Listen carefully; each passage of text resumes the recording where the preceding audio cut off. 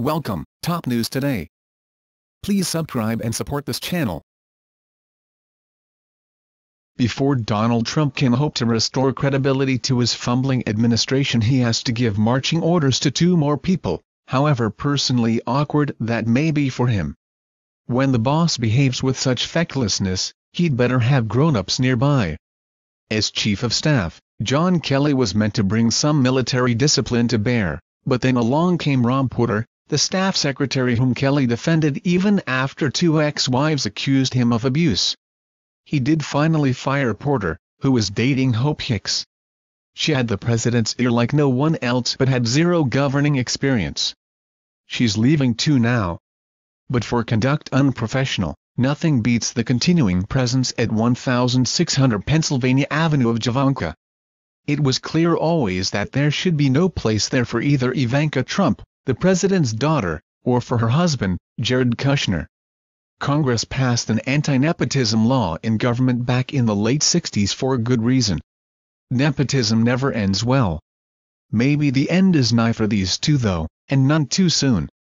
So deafening is the criticism of both of them now that even Trump is said to have privately conceded in recent days he might be better off without them. There are two train seats to New York with their names on them. First there was Ivanka traveling to South Korea to represent him at the closing ceremony of the Winter Olympics and, while there, to share his latest plans for tough sanctions on North Korea with South Korean President Moon Jae-in. Really? Few riddles are more urgent than the nuclear threat from Pyongyang, but was she really the right person to help untangle it? Then came the embarrassment of an interview with NBC News when the correspondent asked her to comment on the Me Too movement and the allegations of sexual impropriety hovering over her father.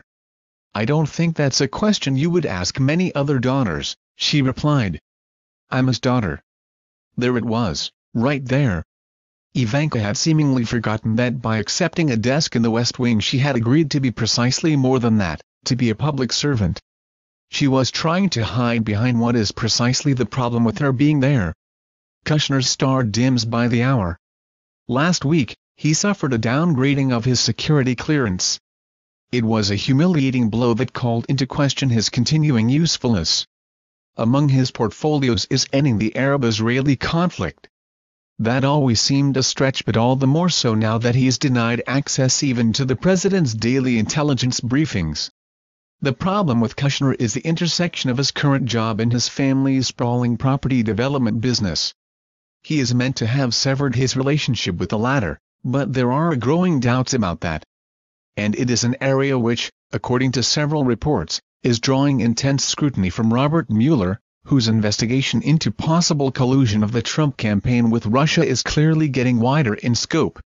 The day he was downgraded also saw reports from various media outlets, and this, we learn, was especially unnerving to his father-in-law, that representatives from at least 3 foreign countries, including Israel, had openly discussed how they might exploit Kushner's conflicting loyalties to business and the country to try to seek some diplomatic advantage over the United States.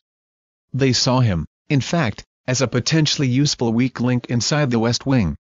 Whether any nation actually acted on this instinct we do not yet know.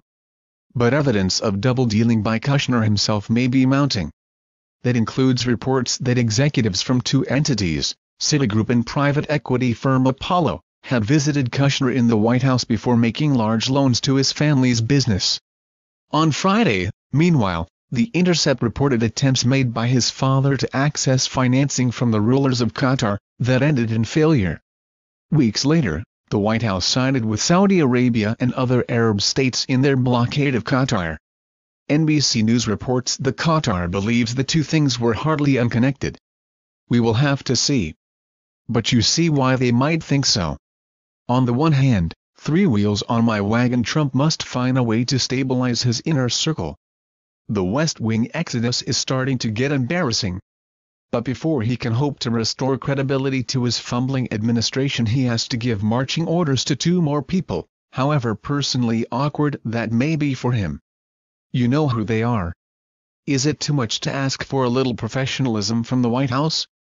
I actually caught myself marveling the other day at some natty name cards that had been set down before steel manufacturing executives as they sat around a table watching Donald Trump announce job-saving import tariffs.